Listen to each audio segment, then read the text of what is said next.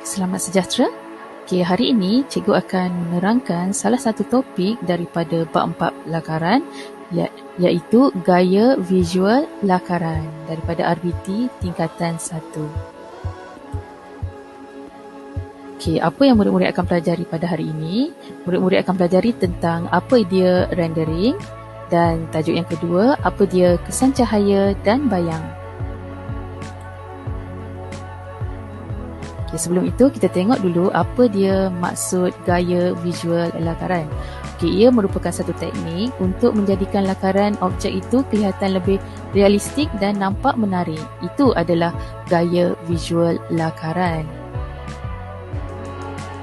Okay, kita pergi kepada tajuk yang pertama iaitu rendering. Okay, apa dia rendering? Okay, jom kita tengok. Okay, rendering adalah proses yang merupakan satu teknik yang digunakan untuk menghasilkan gaya visual lakaran objek agar lebih menarik dan realistik. Okay, rendering juga digunakan untuk memaparkan permukaan rata supaya kelihatan melengkung atau membonjol keluar. Okay, rendering boleh menggunakan warna, tekstur, garisan dan bentuk. Okay, di dalam gambar rajah ini, cikgu tunjukkan beberapa contoh lakaran produk yang telah dilakukan rendering. Okay, bahagian telah dilakukan rendering itu kita tengok dia telah dibulatkan. Okay, pada bahagian topi yang berwarna merah dan pada bahagian bag yang berwarna hijau tu. Okay. Okey, ini adalah alatan asas mewarna yang sering digunakan untuk tujuan rendering. Okey, murid-murid boleh gunakan pensel warna, pen penanda ataupun marker pen, highlighter pen, pen dakwat serta pastel kapur. Okey, itu antara contoh-contohnya yang boleh murid-murid gunakan. Okey, kita pergi tengok contoh teknik rendering pada produk. Okey, kita tengok dia ada 4 jenis lakaran. Kalau awak tengok lakaran yang pertama tu, okey, ia adalah lakaran kosong. Okey, yang mana semakin ke kanan gambar rajah tu akan kelihatan, kita nampak lebih realistik. Kenapa? Okey, pada gambar rajah yang keempat di sebelah kanan tu, gambar rajah tu telah dibuat rendering. Kalau kelihatan, dia akan kelihatan lebih jelas pada bahagian atas lampu. Okey, ini adalah lampu meja. Kalau tengok bahagian atas lampu meja ni, dia punya permukaan dia akan kelihatan lebih nampak melengkung tu lebih jelas. Kerana kita dah lakukan rendering pada lakaran ini berbanding dengan lakaran yang pertama. Kalau kita tengok lakaran pertama tu dia kurang sikit, nampak melengkung dia.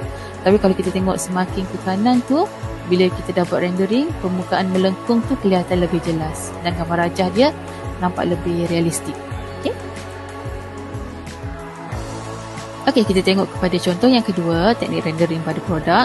Okey, kita tengok gambar rajah yang pertama tu, kalau tengok lukisan dia kosong berbanding dengan lukisan yang ataupun lakaran di sebelah kanan sekali. Okay, lakaran dia yang telah dibuat rendering, kita nampak beg tangan wanita ni kelihatan lebih realistik. Okay, permukaan yang melengkung tu akan kelihatan lebih jelas. Okay, kita nampak dengan lebih jelas kerana ia telah dilakukan rendering. Okey, kita tengok tajuk kita yang kedua iaitu kesan cahaya dan bayang. Okey, apa dia? Kita tengok dulu maksud dia. Okey, kesan cahaya dan bayang digunakan oleh mereka untuk menjadikan lakaran lebih realistik. Okey, cahaya dan bayang memberikan kesan seperti menimbulkan bentuk objek dan juga rupa objek akan kelihatan sempurna. Okey, ini adalah contoh lakaran kesan cahaya dan bayang pada objek. Okey, ini adalah merupakan satu objek cube yang telah dilakukan lakaran perspektif 2 titik. Okey, teknik lakaran perspektif 2 titik. Okey, kalau kita tengok, dia ada permukaan yang gelap dan permukaan yang cerah. Okey, permukaan yang gelap tu adalah permukaan yang tidak terkena cahaya. Okey, jadi kita lakukan kesan cahaya tu untuk menampakkan dia permukaan gelap.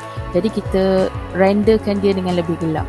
Okey, kita colourkan dengan lebih gelap berbanding dengan permukaan atas cube tu. Kalau kelihatan permukaan atas tu lebih cerah, yang mana ia menunjukkan permukaan itu terkena lebih cahaya berbanding dengan permukaan yang di sebelah kanan cube tu. Okey, dan kalau pelajar tengok juga di sebelah bawah juga dilukiskan macam blok hitam tu, itu adalah bayang.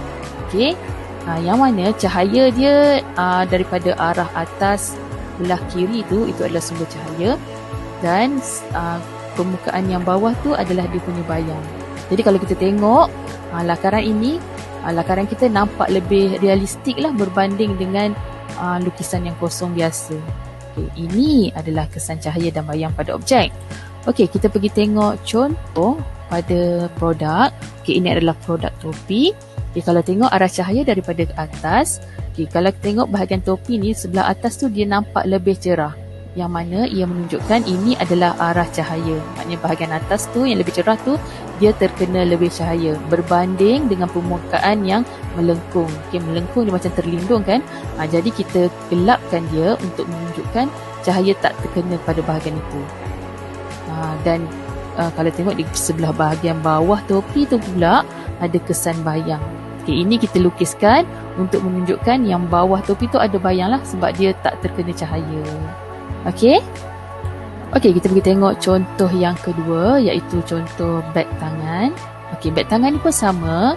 Kalau tengok arah cahaya di sebelah kiri dan beg tu kelihatan lebih gelap warna dia di sebelah kanan. Dan kelihatan dekat bawah tu ada kesan bayang. Menunjukkan cahaya tu terkena dari arah kiri dan bayang akan kelihatan bayang pada sebelah bawah beg tangan kita tu. Okey. Ini adalah contoh lakaran bagi kesan cahaya dan bayang. Okey, jadi itu sahaja pelajaran kita pada hari ini. Terima kasih kerana mengikuti kelas PDPR bersama-sama dengan cikgu. Okey, semoga kita berjumpa lagi di kelas yang berikutnya. Okey, terima kasih. Assalamualaikum.